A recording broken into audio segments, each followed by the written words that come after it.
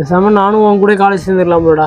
வெளியூரில் சேர்த்து விட்டு ஒழுங்காக படிப்பில் ஃபோக்கஸே பண்ண முடியல. டேய் அதெல்லாம் படிக்கிறவன் எங்கே இருந்தாலும் படிப்பான்டா.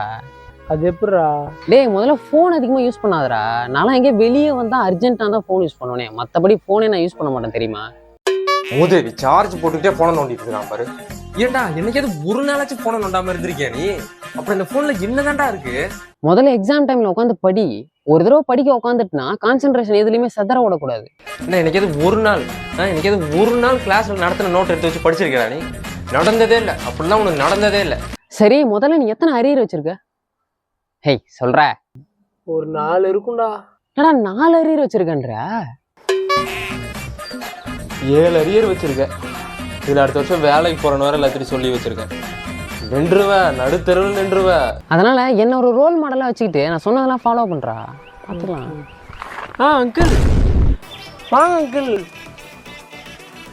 நல்லா இருக்கீங்களா? நீ நல்லா இருக்கணுமா? அப்ப இவன் கூட சேராத. கூச்சமே இல்லை.